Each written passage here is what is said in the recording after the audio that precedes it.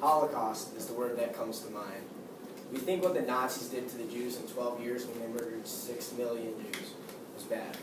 But what if I told you there's a nation that's murdered 56 million people in a matter of 40 years?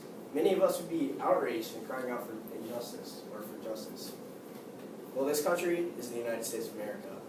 Not to mention, the worldwide number is 1.7 billion. This Holocaust is called abortion.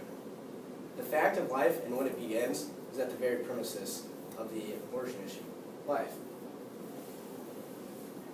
To say that a child that grows inside a woman is just a blob of tissue and not a viable life is to deny its, or to deny life itself and state that we do not have life because the embryo is not living blind.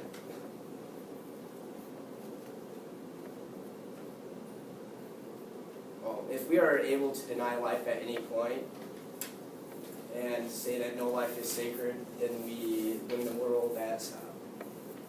The abortion procedure outlined on Planned Parenthood state that the most common way of abortion is aspiration, also known as vacuum aspiration. People call this humane because the block can't fill. Now, let's say an adult is tied to 5 vehicles, and one to each limb and one around the neck, and that vehicle rip you apart. We call this a humane way of dealing with our indiscretions. People say we are judged by our actions and how we treat our veterans and our children. But I like what Ronald Reagan says. He says that, I noticed that everybody that's for abortion has already been born.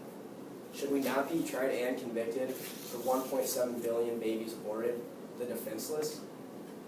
Lastly, one final thought on the 1.7 million babies aborted.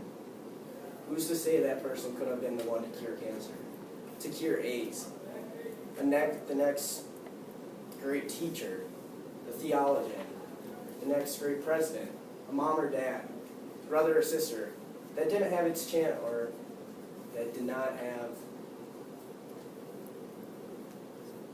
its light to shine, to live. If we are a nation of just people, then we must see the injustice in the world.